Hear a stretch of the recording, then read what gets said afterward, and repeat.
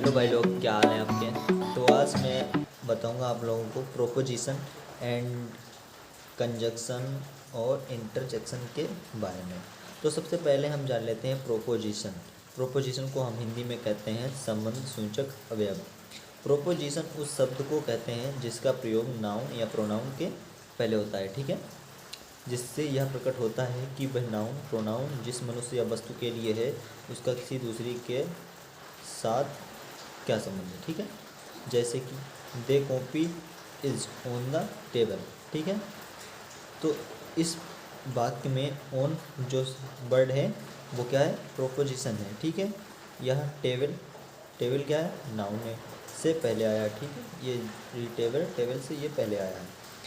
इससे यह प्रकट होता है कि पुस्तक, पुस्तक टेबल, अर्थात इससे टेबल संबंध कॉपी से प्रकट होता है, ठीक है। जो टेबल का संबंध है वो कॉपी से प्रकट होता है, यानी कि यहाँ पर क्या है, प्रोपोजिशन है। तो नेक्स्ट नंबर जो आता है हमारा वो आता है कंजक्शन। तो चलिए बात कर लेते हैं कि कंजक्शंस क्या होता है, ठीक है। तो चलिए जान लेते हैं कंजक्शन क्या होता है। कंजक्शन को हम हिंदी में कहते हैं संयोजक, ठीक है। जो शब्द, वर्ड और सेंटेंस को जोड़ता है उसे कंजक्शन कहते हैं। जैसे कि जो शब्द एंड शब्द मतलब वर्ड हो गया एक, और पूरा सेंटेंस हो गया, अगर वो दोनों आपस में मिल जाते हैं तो वहाँ पर क्या होता है, कंजक्शन यानी संयोजक होता है, ठीक है। जैसे कि फॉर एग्जांपल के द्वारा देख लीजिए, Sheela and Lata here, I want pen and paper, Mohan is poor but Sohan is rich. इन वाक्यों में एंड पहले में, पहले और दूसरे में, ठीक है, दोनों में एंड जो है वो कंजक्शन है, क्या है, बात वाक्यों को जोड़ रहा है, ठीक है।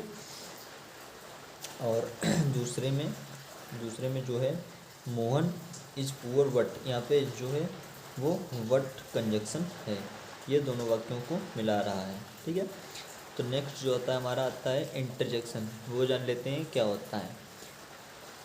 तो इंटरजेक्शन को हम हिंदी में कहते हैं विस्मयादि बोधक शब्द, ठीक है, विस्मयादि बोधक शब्द। इसकी परिभाषा क्या होती है, जिन शब्दों में हर्ष, विवाद, आश्चर्य आदि मनोभाव प्रकट किए जाते हैं उन्हें हम क्या कहते हैं, विस्मयादि बोधक शब्द कहते हैं, यानी कि इंटरजेक्शन कहते हैं। जैसे कि जिससे हमें हंसी प्राप्त हो, ठीक है, हंसी हो, दुख हो, विवाद हो, आश्चर्य, या फिर कोई भी जैसे हो गया, ठीक है, वर्ड जिससे कि एकदम से हो, ठीक है।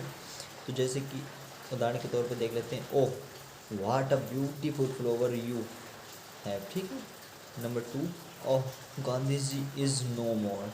And number 3, goodbye farewell, ठीक है। इन वाक्यों में क्या है, ओह, ओह से मतलब खुशी हो रही है, ठीक है। तो यहाँ पे क्या है, इंटरजेक्शन। एंड नंबर 2 में ऑफ, यहाँ पर ऑफ का मतलब दुख है, ठीक है। तो यहाँ पर क्या इंटरजेक्शन है। नंबर 3 में गुड बाय, गुड बाय मतलब विदा कर रहे हैं हम किसी को, जैसे गुड बाय नहीं टाटा बाटा करते हैं, तो यहाँ पर इंटरजेक्शन होगा, ठीक है, जिससे ओके। तो आई होप आप लोगों को समझ में ज़रूर आया होगा।